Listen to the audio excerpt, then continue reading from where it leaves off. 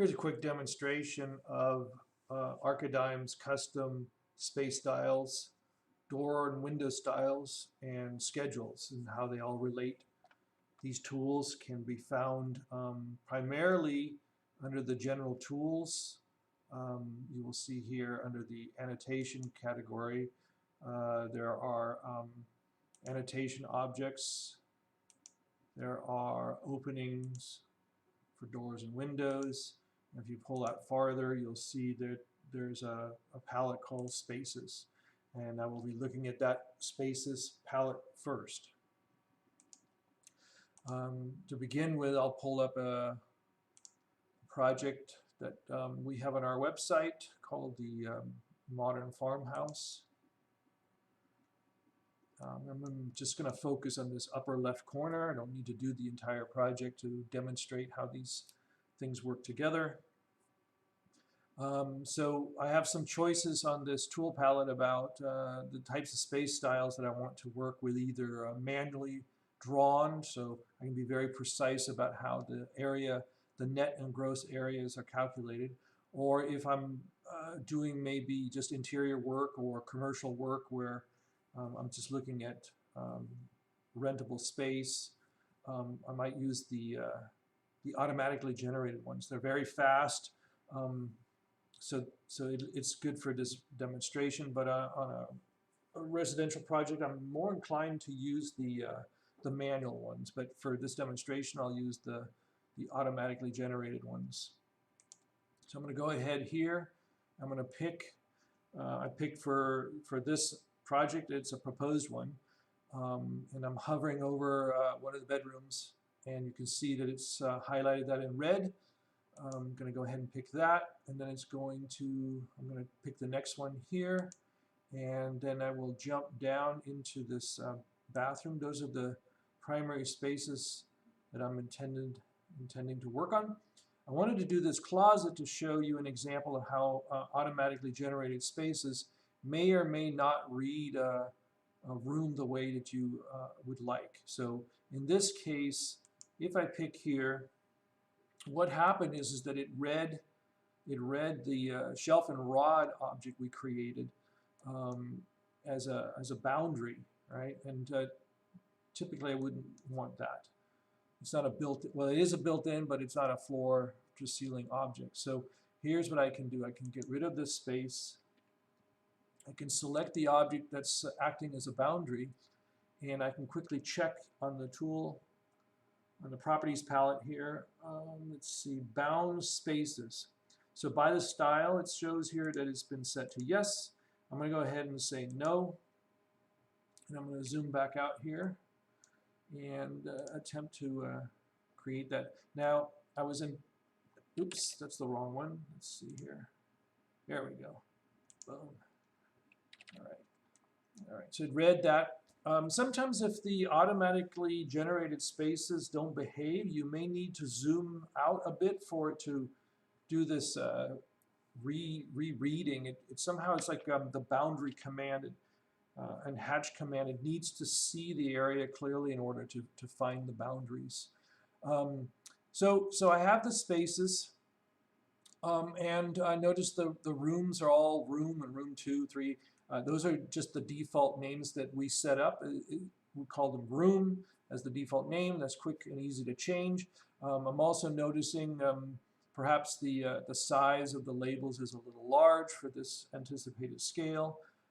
First, I'm going to go ahead and show you how to grab a space and then go over to the properties palette. There's a predefined list here of space names for a residential project. We also have them for commercial projects. So I'm going to call this bedroom 1, and I will go over here and select bedroom 2, and go here and set this to closet. All right, and let's see, we'll make this one a bathroom 1. Okay, now let's take a look at these tags. These are the automatically generated tags we assigned to those space styles, but there's a list here of other tags. I can make it really simple with just a name and a room number, or I can go down and, so the ones that say small generally will have a smaller font height for the room label itself. For example, if I go to this one here with a 3, this is basic 3, it has 3 components to it. I can right click on that and just import that. Okay, so now I have that tag in here, and I can just go and grab these tags. And then on the properties palette, look for the 3 there. So that's just a different tag style configuration with different sizes that might be preferable. Let's see. So the next thing I want to show you is that our custom doors and windows have been designed to read the spaces that they are connected to. So this will be useful for doing schedules. When you select one of these objects, the doors or windows, you'll see a little location icon with a little leader coming off of there, so that you can not only see which room it's associated with, but you can drag it over. If I pull it down like this, it would be associated with this space. There's no space here, but if that was a hallway space, that door would be associated with that space. I'll go ahead and bring it back. And the same is true of your windows. So you would, if you have any problems with the window space names in a schedule, you would want to make sure that it's got the little location pointed to a room. All right, so I'm pretty much done with setting up some spaces here, and I'm ready to move on to doing some tags and an example door schedule. So I'll go ahead and save this information. I'm going to close this file down because when you do your tags, you don't want the model file open. It doesn't. The tag data won't go into the model file if it's open at the same time.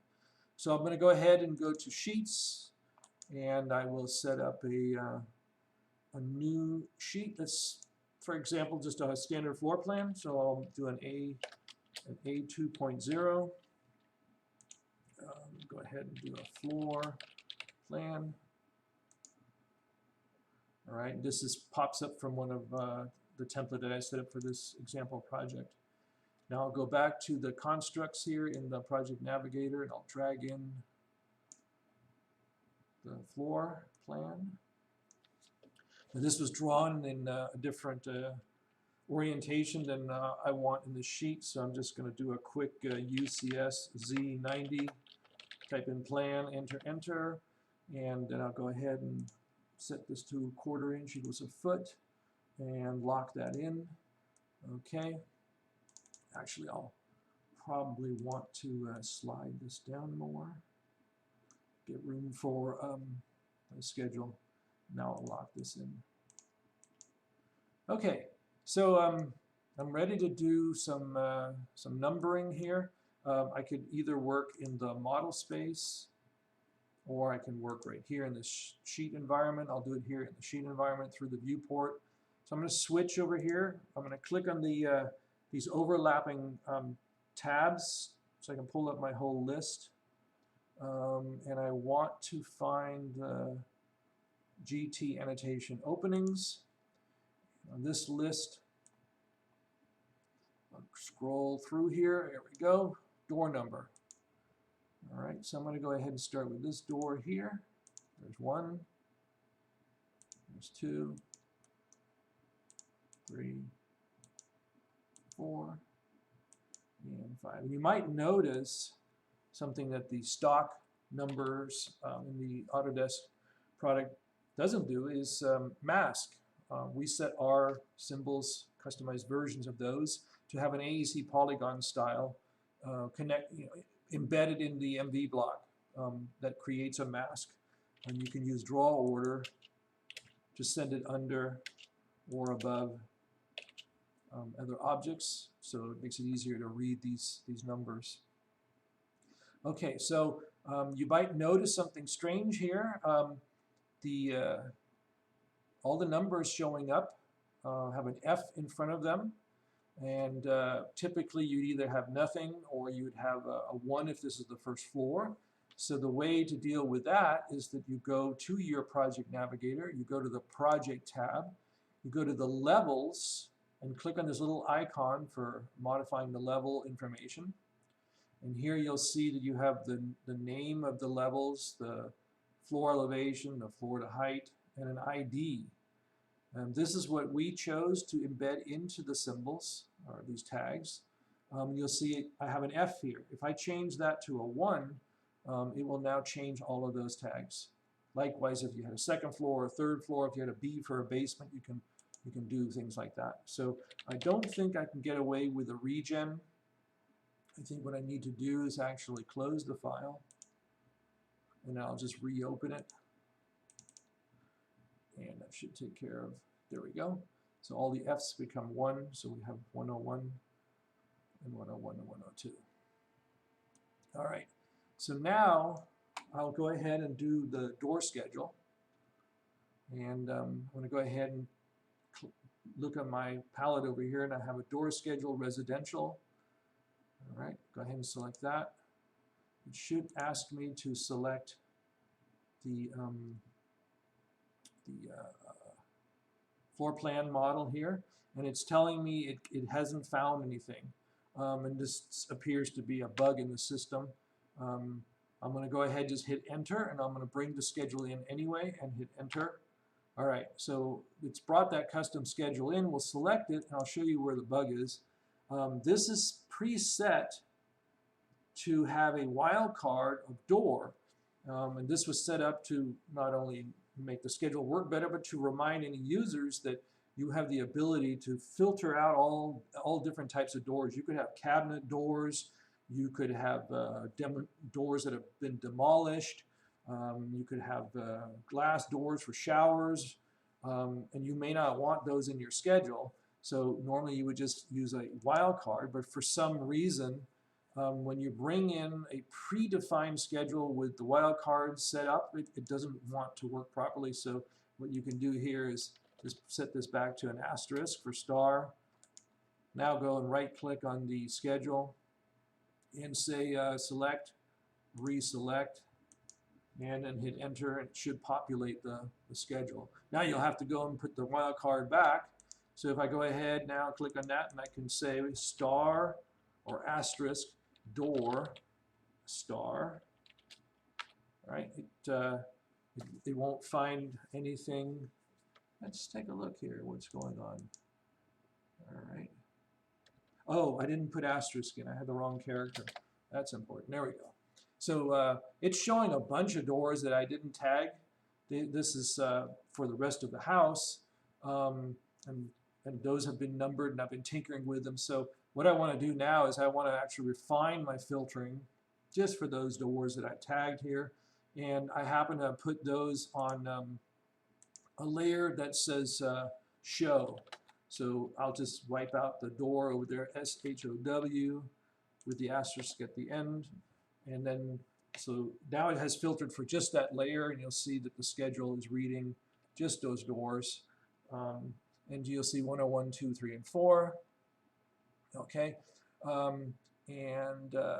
Notice there's a couple where it says space not found. So that's interesting. We'll take a look at why the doors are not reading the space that they're connected to. So there's all 5 doors, right? But you'll see the data comes out of these doors. It's pretty clean. We've set up an automatically generated hardware group and an automatically generated type. And it just starts with a sequence of 1, 2, 3, 4, or A, B, C. As the doors change, you can work with these, or you can go and modify them yourself, or you can pull them out of the door schedule if you don't need them. But what's important here is that you can see that we have a room, and we have the number of the room should be showing up in here, right? So let's find out why space not found is happening. So if I jump now to open a plan, let's take a look at this door. See, this door has a location that's pointing into the closet where I didn't indicate a space. Just for convenience, I don't want to make a new space. I'll just point this into that room. And I bet, let's see, this guy, that one's okay. This one, of course. I'll just point it up here. Actually, in a real world scenario, I'd work on this space here and bring that space area down into this area, but that'll take more time than I want to go into right now. But since I've now associated those doors with spaces, I'll go ahead and save that information, close it. We'll come back over here and we'll do a reload, and then we'll just update the schedule, and there you go. So now 101 should be associated with bedroom. 101 is associated with bedroom 1, and the number of that room is 101. Okay, so that's just a brief and quick overview of how the space styles, the tags for those styles, the doors and the windows, the tags for those objects, and the schedules we created all work together so that you can create a more informative schedule that includes this information from the space.